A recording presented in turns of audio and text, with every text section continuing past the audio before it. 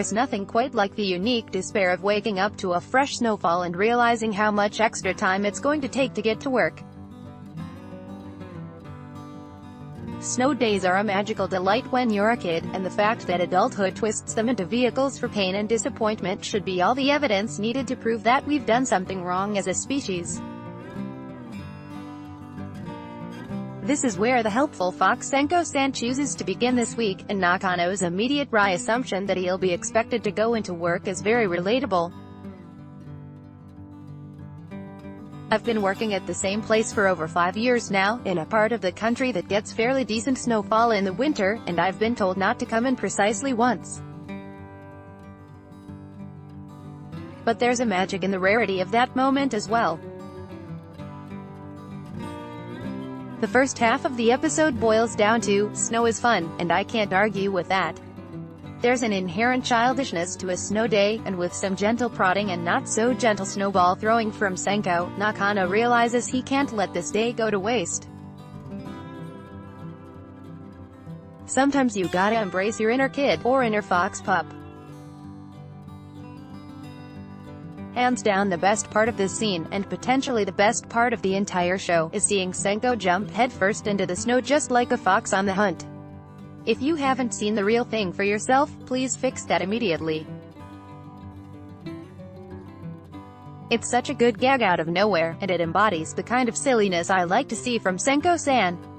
The later shot of her rolling an impossibly giant snowman torso is similarly cute, as is Koenji's subconscious commitment to ignoring Senko's goddesshood. People from snowy regions just know how to roll snowballs 5 times their height. It's normal. Senko-san also focuses on another important aspect of playing in the snow, going back inside.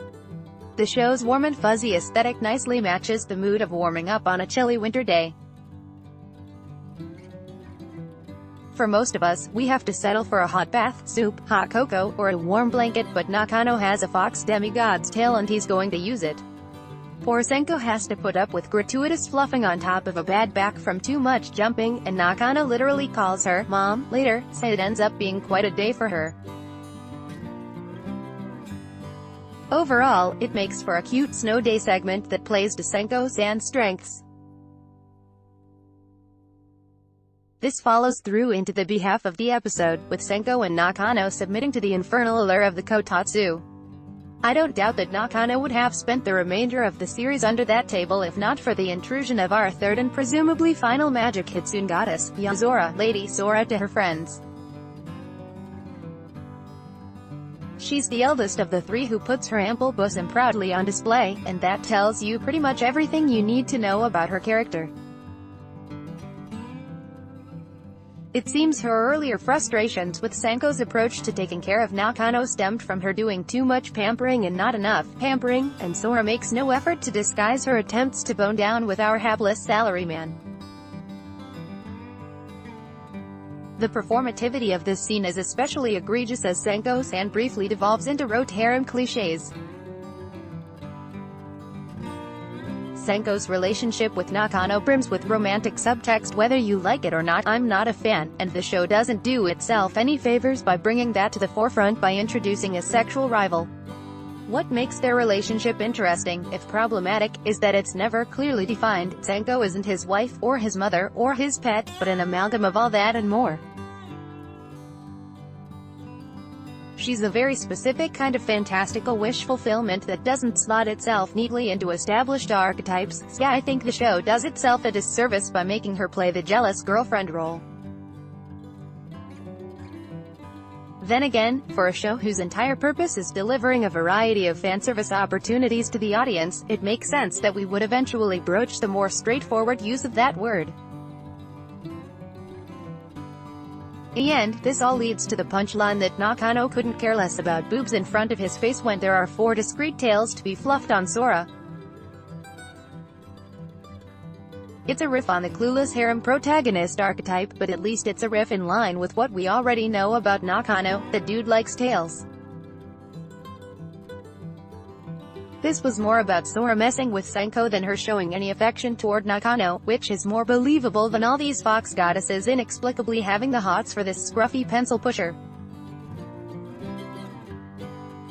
Still, there surely were better ways to communicate the gentle antagonism in their relationship, ways that were more aligned with the dedication to comfiness that makes the Helpful Fox Senko-san stand out from the crowd.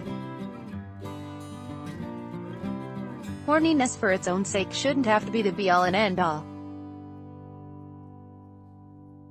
A shaken Senko feeds Nakano some bitter fish for dinner as punishment, but they seemed to have made up despite the portents delivered by Sora about making Senko upset. I'm sure those chickens will be coming home to roost before getting eaten by adorable foxes in the coming weeks. Its contrasting halves make this a particularly odd episode of the Helpful Fox Senko-san, but if you're a fan of peaceful snow days and big anime boobs, you'll find something to enjoy here. As for me, I'm going to use the cool crunch of this episode's fresh snowfall as a ward against these soon-to-be sweltering summer months. Rating: The Helpful Fox Senko-san is currently streaming on Funimation and Crunchyroll.